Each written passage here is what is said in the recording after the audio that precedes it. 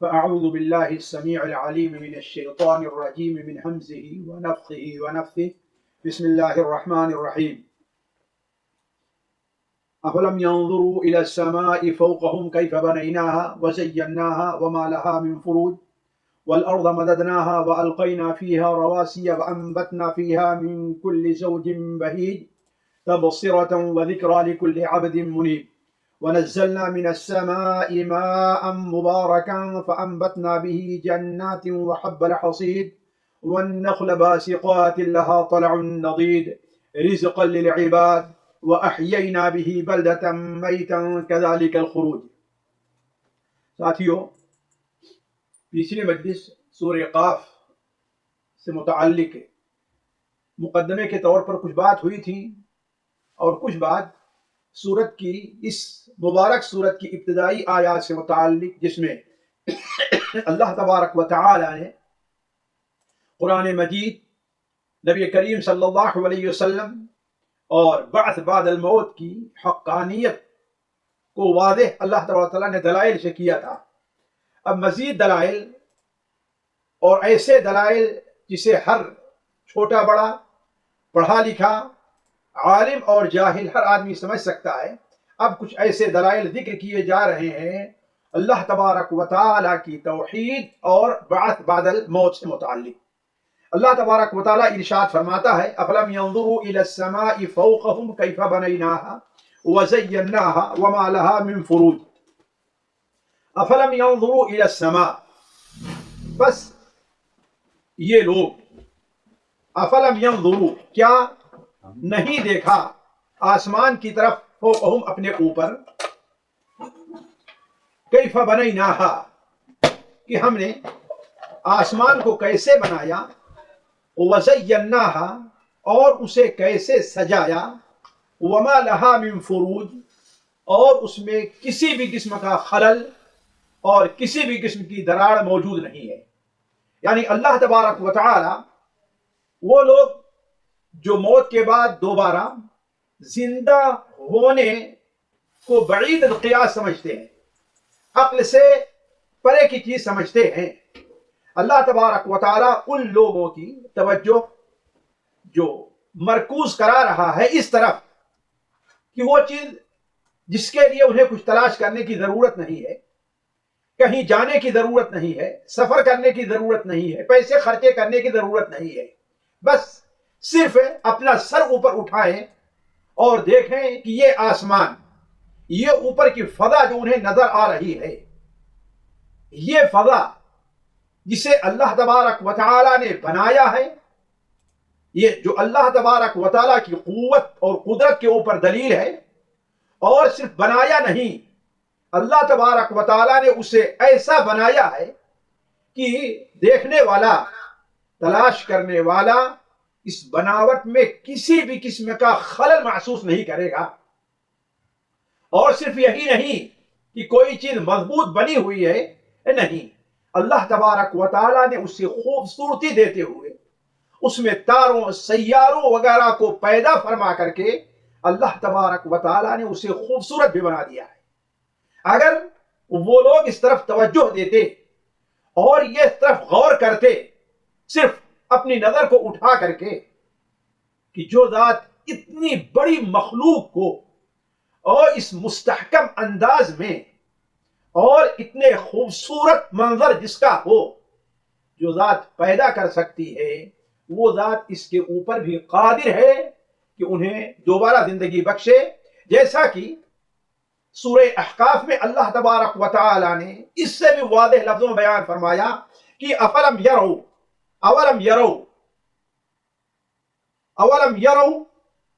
ان اللہ الذی خلق السماوات والارض ولم یعی بخلقہن بقادر۔ اولم یروا، کیا ان لوگوں نے دیکھا نہیں کہ وہ اللہ، جس اللہ نے آسمان اور زمین کو پیدا کیا، ولم یعی بخلقہن، اور ان کو پیدا کرنے میں اسے کسی بھی قسم کی پریشانی، تھکاوٹ، مشکل کا سامنا نہیں کرنا پڑا، تو جو اس قدر عظیم قدرت والا ہو، وہ دوبارہ بھی بندوں کو موت کے بعد زندہ کر سکتا ہے۔ تو افلم ينظروا الى السماء فوقهم، آسمان سے مراد یہاں وہ آسمان نہیں ہے جو 7 طبق ہے، یہاں آسمان سے مراد اوپر کی ساری دنیا ہے۔ اب اس دنیا کو آپ دیکھیں تو اس میں آسمان بھی ہے، کہکشائیں بھی ہیں، سورج اور چاند بھی ہے، یہ ساری چیزیں جو اس آسمان میں ہیں، اگر انسان اس کے اوپر غور کرے، انسان اس پر توجہ دے، تو اللہ تبارک و تعالی کی قدرت پر ایمان بآسانی آئے گا، اللہ تعالی کی قدرت کو بآسانی سمجھ سکتا ہے، اسے کسی بھی قسم کی دقت اور پریشانی پیش نہیں آئے گی۔ تو افلم ينظروا الى السماء، نظر ینظرو کے معنی ہوتا ہے دیکھنے کے بھی اور غور کرنے کے بھی۔ عموماً جہاں دیکھنے کا معنی آتا ہے وہاں اس کے بعد الا آئے گا، اور جہاں غور کرنے کا معنی آتا ہے وہاں پر فی آئے گا، لیکن بسا اوقات ایک دوسرے کی جگہ استعمال ہوتا ہے، جیسے یہاں مفسرین نے لکھا ہے کہ یہاں دونوں معنی مراد ہے، نظر سے آنکھ سے دیکھنا بھی مراد ہے کہ ہر انسان دیکھ سکتا ہے، اور یہاں پر غور کرنا بھی مراد ہے، جیسا کہ نبی کریم صلی اللہ علیہ وسلم کا عام طور پر معمول رہا ہے کہ آپ صلی اللہ علیہ وسلم جب صبح کو تہجد کی نماز کے لیے اٹھتے تو اللہ تعالیٰ کے اسی حکم کو سامنے رکھ کر کے آسمان کی طرف اپنی نظر اٹھاتے اور آپ پڑھتے ان فی خلق السماوات والارض واختلاف اللیل والنہار لآیات لأولی الالباب، کہ آسمان اور زمین کی پیدائش، رات اور دن کی آمد، یہ جو ساری چیزیں ہیں اس میں عقل مندوں کے لیے دلیل موجود ہے۔ تو علی کل حال اللہ تبارک و تعالی فرماتا ہے افلم ينظروا الى السماء، آسمان کی طرف، اور فعلا ساتھیو یہ موضوع بڑا دلچسپ ہے۔ اگر کچھ علم رکھنے والے لوگ، سائنس سے تعلق رکھنے والے لوگ اس آیت کے اوپر غور کریں کہ اللہ تبارک و تعالی ہمیں جو غور کرنے، اوپر اٹھانے کی دعوت دی ہے کہ اس آسمان اور اس فضا کے اندر کس قدر اللہ تبارک و تعالیٰ کی عجائب قدرت موجود ہیں جس کا ہم اندازہ نہیں کر سکتے۔ یہ سورج جس ایک کہکشاں کے اندر موجود ہے، ایسے جدید تحقیق کے مطابق اس فضا کے اندر 3 ارب سے زائد کہکشائیں پائی جانے۔ ذرا سوچیں، آپ ذرا سوچیں، 3 ارب سے زائد کہکشاں، جس میں 10 لاکھ اس قسم کے سیارے ہر کہکشاں موجود ہیں، جو سورج سے بھی کہیں زیادہ بڑے ہیں۔ ذرا آپ سوچیں، تو یہ اوپر کی فضا جس زمین کے اوپر ہم رہ رہے ہیں، اس زمین کی حیثیت کیا معنی رکھتی ہے؟ ہم تو ابھی اس زمین میں کی حقیقت کو نہیں سمجھ سکے، تو آخر اللہ تعالیٰ کی یہ جو قدرت پائی جا رہی اوپر، یہ دلائل جو پائے جا رہے ہیں قدرت کے، ہماری سمجھ میں بات کیسے آ سکتی ہے؟ تو علی کل حال افلم ينظروا الى السماء فوقهم کہا، یہ نہیں کہا کہ آسمان طرف، حالانکہ آسمان اوپر کی طرف ہے، صرف یہ اشارہ کرنے کے لیے، تاکید کے لیے کہ انہیں آگے پیچھے دائیں بائیں جہاں جانے کی ضرورت نہیں ہے، صرف اپنی نظر کو اٹھائیں اور دیکھ لیں آسمان کو۔ افلم ينظروا الى السماء فوقهم كيف بنيناها، ہم نے اسے کیسے بنایا ہے؟ گویا یہ خلقت جو ہے اپنے آپ نہیں آئی، اللہ تعالیٰ نے بنایا ہے، جیسا کہ اللہ قرآن مجید متعدد جگہ فرمایا، ایک جگہ فرماتا ہے وَالسَّمَاءَ بَنَيْنَاهَا بِأَيْدٍ وَإِنَّا لَمُوسِعُونَ، جیسا کہ 2 درس پہلے یہ بات گزر چکی ہے کہ ہم نے آسمان کو اپنی قدرت اور قوت سے بنایا، اور اسے کس قدر وسعت ہم نے دی ہے، ہمارے اندر اس بات کی طاقت موجود ہے۔ کیف بنیناہا وزیناہا، اور ہم نے اسے زینت بخشی ہے، سجا دیا ہے۔ ذرا سوچے انسان کہ اگر بادل چھائے رہتے ہیں، آسمان کی طرف اگر انسان نظر اٹھاتا ہے تو اسے ایک وحشت سے محسوس ہوتی ہے اور اسے کوئی چیز نظر نہیں آتی، لیکن اگر یہی آسمان کھلا ہو، فضا کھلی ہو، بادل نہ ہو، اور دیکھے تو کتنے خوبصورت لگتا ہے۔ اگر انسان صرف 10 کلومیٹر کا حساب لگا لے اور اس کے اوپر دیکھے، تاروں کو گننا چاہے، کوئی چھوٹا ہے، کوئی بڑا ہے، کوئی چل رہا ہے، کوئی ٹھہرا ہوا ہے، اور کوئی تارا جو ہے زیادہ روشن نظر آ رہا ہے، کوئی کم روشن نظر آ رہا ہے، ذرا سے اس پر غور کرے تو وَزَيَّنَّاهَا، اور ہم نے اسے مزین کیا ہے، خوبصورت بنا سجایا ہے۔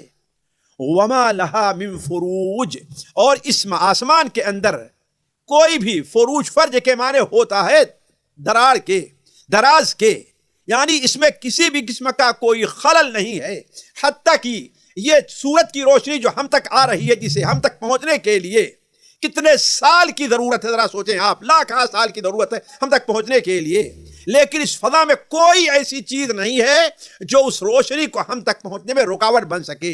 ایسا خلل بھی اس آسمان کی پیدائش کے اندر اللہ تعالیٰ نے نہیں رکھی ہے، کوئی نہیں پائی جا رہی ہے۔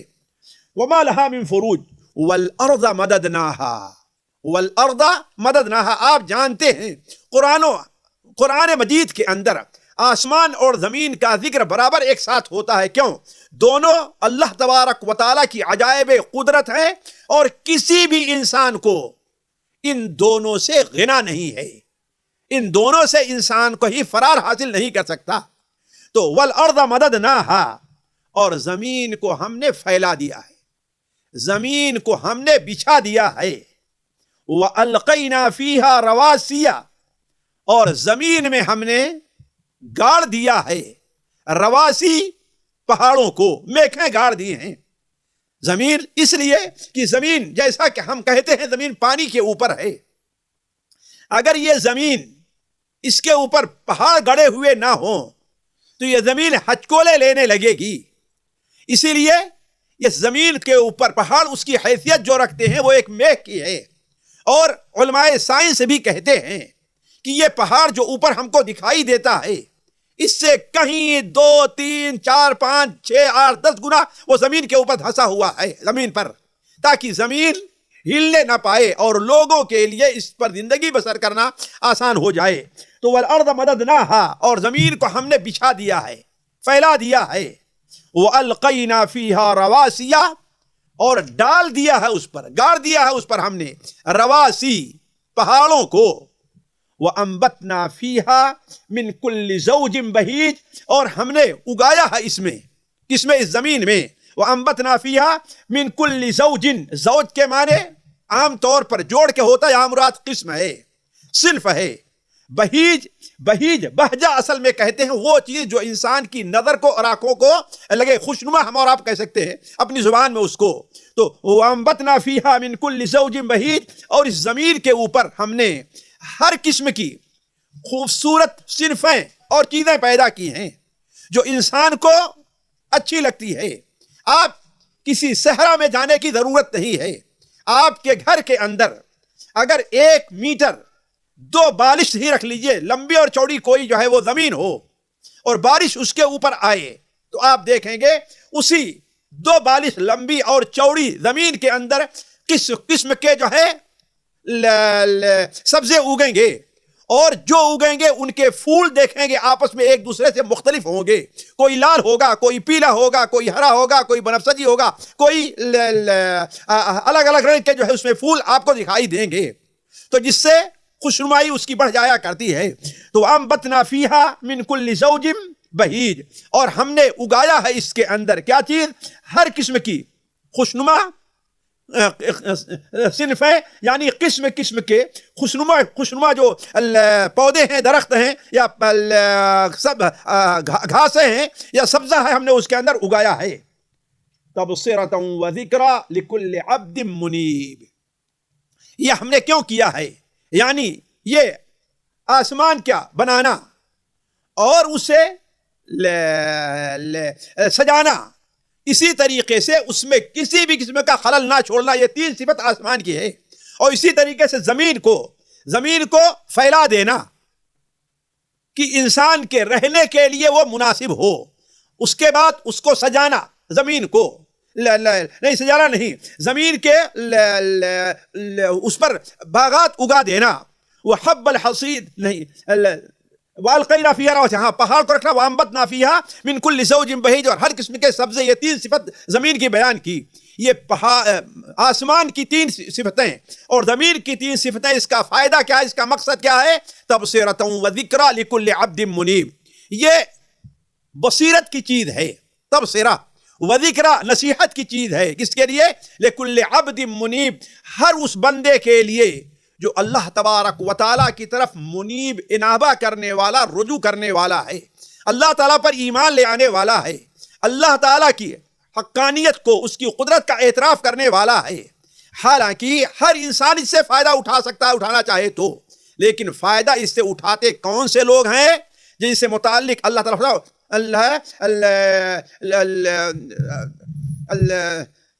ان فی خلق السماوات والاخت لآیات لأولی الالباب، عقل مندوں کے لیے جو اپنی عقل سے کام لیتے ہیں ان کے لیے، کیونکہ جانتے ہیں آپ اسی روئے زمین کے اوپر ایک ملحد بھی رہتا ہے، اسی آسمان کے جو ملحد بھی رہتا ہے، اور یہ ساری چیزیں جیسے آپ دیکھ رہے ہیں ویسے وہ بھی دیکھ رہا ہے۔ ہو سکتا ہے کہ اس کی نظر آپ کی نظر سے تیز ہو سکتا ہے اس کے سوچنے کا جو معدہ ہے آپ سے زیادہ ہو، اس کے باوجود اس سے کوئی فائدہ نہیں اٹھاتا۔ ایک ملحد بھی، ایک مشرک بھی، ایک کافر بھی، ایک دہریہ بھی، تو فائدہ کون اٹھاتا ہے؟ تبصرۃ و ذکریٰ لکل عبد منیب۔ تبصرہ سے مراد کیا ہے؟ جو انسان کے لیے بصیرت کا سبب بنے۔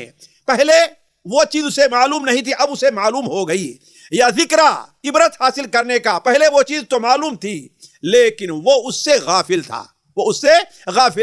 اللہ تعالیٰ کی اہمیت اس کی عبادت سے غافل تھا۔ تو تبصرۃ و ذکریٰ لکل عبد منیب، ہر اس بندے کے لیے جو اللہ تعالیٰ کی طرف رجوع کرنے والا ہے، اس کے لیے بینائی و دانائی کا ذریعہ ہے، یا اس کے لیے بصیرت و عبرت کا ذریعہ ہے، جو بھی ترجمہ آپ کریں۔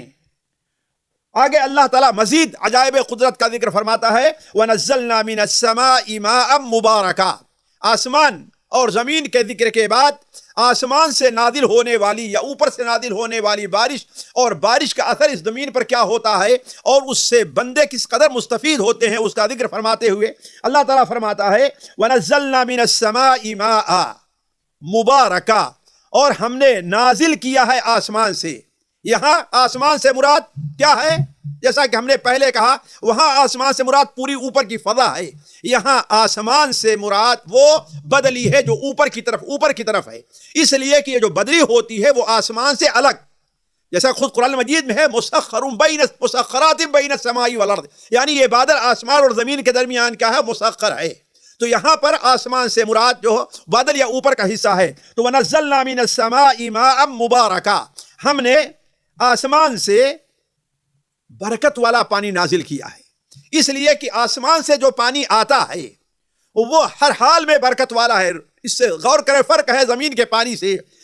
بعض پانی سمندر کا میٹھا ہے اور بعض پانی کھارا ہے، اور اتنا کھارا ہے کہ اس کا استعمال انسان کے لیے مشکل ہے، اور جو پانی میٹھا بھی ہے اس کو برابر کرنے کے لیے کتنی انسان کو مشقت کرنی پڑتی ہے، جبکہ آسمان سے نازل ہونے والا پانی ہر قسم کی برکتیں اپنے لیے ہوئے ہے۔ اسی لیے شاید نبی کریم صلی اللہ علیہ وسلم جب بارش نازل ہوتی تو آپ اپنے کپڑے کو اتار کر کے باہر چند قطروں کے لیے تھوڑی دیر کے لیے آپ نکل جاتے اور فرماتے یہ اللہ تعالیٰ کی برکت ہے جو ابھی ابھی اللہ تعالیٰ کی طرف سے آ رہی ہے۔ تو وَنَزَّلْنَا مِنَ السَّمَاءِ مَاءً مُبَارَكًا، اور ہم نے آسمان سے نازل کیا ہے مبارک پانی کو۔ نزلہ ینزلو کے معنی جانتے ہیں، یکے بعد دیگرے نازل کرنا، یکے بعد دیگرے نازل کرنا۔ قرآن مجید لولا نزل هذا القرآن، یعنی تھوڑا تھوڑا، ورنہ انزلہ کے معنی ہوتا ایک بار نازل ہونا۔ اگر ایک بار ہوتا پانی آ جائے زمین میں تو انسان کے لیے کس قدر مشقت کا سبب بن جائے۔ تو وَنَزَّلْنَا مِنَ السَّمَاءِ مَاءً مُبَارَكًا، ہم نے آسمان سے مبارک پانی نازل کیا ہے، برکتوں والا پانی، جس کا اثر کیا ہے؟ فَأَنبَتْنَا فِيهَا بِهِ جَنَّاتٍ وَحَبَّ الْحَصِيدِ وَالنَّخْلَ بَاسِقَاتٍ لَهَا طَلْعٌ نَضِيدٌ۔ فَأَنبَتْنَا بِهِ، بس ہم نے اگایا ہے اس سے، اس کے ذریعے، اس پانی کے ذریعے ہم نے اگایا جنات وحب الحصید۔ جنات جمع ہے جنت کی، جس کے معنی ہوتا ہے باغ، گھنے باغ۔ جنہ کے معنی اصل میں ہوتا ہے چھپانے کے، تو باغ کو چھپا، جنہ اس لیے کہا جاتا ہے کہ باغ جب گھنی ہو تو کیا ہوتا ہے؟ اندر چھپ جاتی ہے اور زمین جو ہے وہ چھپی رہا کرتی ہے۔ تو فَأَنبَتْنَا بِهِ جنات، یعنی ہم نے جنات، اور مراد یہاں پر ہے، اس سے مراد ہے پھل، اس لیے کہ باغوں میں پھل ہوا کرتے ہیں۔ فَأَنبَتْنَا فِيهَا بِهِ جنات وَحَبَّ الْحَصِيدِ، اور ہم نے اگایا ہے حب الحصید۔ حب کے معنی ہوتا ہے دانہ کے، اور حصید کے معنی ہوتا ہے وہ جس دانے کو مڑائی کی جائے اور اسے بھوسے وغیرہ سے یا چاول اس کے چھالیوں سے اسے باہر نکالا جائے، تو مراد کیا ہے اس سے؟ مراد اس سے ہے حصید، یعنی کٹنے والے کھیت کے دانے یا کٹے ہوئے کھیت کے دانے۔ تو وحب الحصید فانبتنا به جنات، ہم نے اس سے اگایا ہے باغات کو اور غلے کو. اسی لیے بعد تابعین شاید مجاہد ہیں, انہوں نے حب الحصید کا ترجمہ حنطہ یعنی گیہوں سے کیا ہے. کیوں؟ اس لیے کہ دیکھیے انسان کے جو کھانے کی چیزیں ہیں وہ دو قسم کی ہیں, ایک تو پھلوں کی شکل میں ہے اور دوسرے غلے کی شکل میں ہے. اسی طریقے سے آپ دیکھیں پینے کی جو چیزیں ہیں وہ دو شکل میں ہیں, ایک پانی کی شکل میں ہے اور ایک دودھ کی شکل میں ہے, اور یہ دونوں اللہ تبارک و تعالیٰ کی نعمتیں انسان کے لیے ہیں. تو کھانے کے لیے انسانوں کو اللہ نے اگایا پھل کو, اور کیا اگایا؟ دانے کو. تو اللہ تعالیٰ فرماتا ہے فَأَنبَتْنَا بِهِ جَنَّاتٍ, بس ہم نے اگایا اس پانی سے جناتن باغات کو, یا باغات کی ہم نے سچائی کی, وَحَبَّ الْحَصِيدِ, اور کٹنے والے کھیت کے گلے. کیسے؟ کٹنے والے, کاٹے جانے والے کھیت کے گلے. جیسا کہ ہم نے کہا حصید حسدہ کے معنی کیا ہوتا ہے؟ کاٹنا اور اس کو مارنا اور اس کی صفائی کرنا. وحب الحصید, اور صرف یہی نہیں, اور ہم نے اس پانی کے ذریعے کیا اگایا؟ والنخل باسقات, والنخل باسقات لها طلع نضید. والنخل, نخل کے معنی ہوتا ہے کھجور کے باغ, اور نخلہ ایک کھجور کے درخت کو کہا جاتا ہے. باسقات, باسقہ کہتے ہیں اس درخت کو جو بلند ہو اور بالکل سیدھا گیا ہوا ہو. وہ کیا ہو؟ بالکل سیدھا ہو.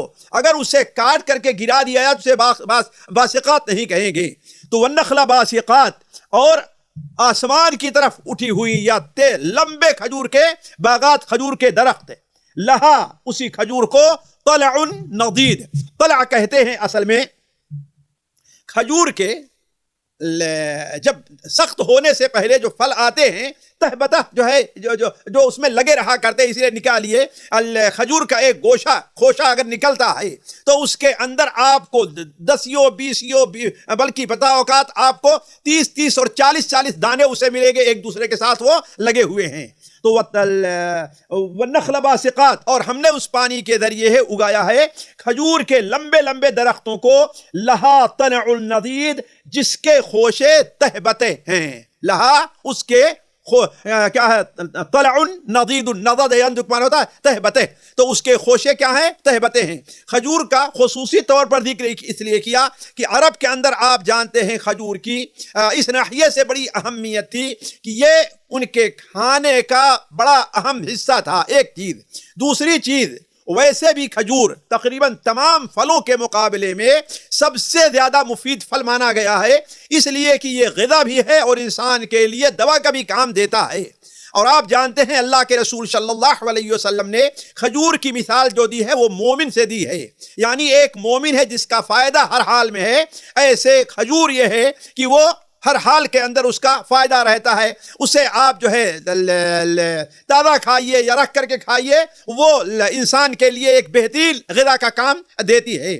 تو والنخل باس, اسی لیے اس کی اہمیت کے پیش نظر حالانکہ جنات کے اندر داخل ہے, اس لیے کہ جیسے آم کے باغ ہیں, انگور کے باغ ہیں, ایسے کھجور کے باغ ہوا کرتے ہیں, لیکن کھجور کو الگ سے اس کی اہمیت کے پیش نظر یا عرب کے نزدیک اس کی بڑی اہمیت تھی, اس کے پیش نظر اس کو الگ سے بیان کیا ہے. تو والنخل باسقات لها طلع نضید, اور اگایا اللہ تبارک و تعالیٰ نے کھجور کے لمبے درختوں کو, لها طلع نضید, جس کے تہبتے خوشے ہیں یا جس کے خوشے میں تہبتے پھل لگے ہوئے ہیں, رزقا للعباد.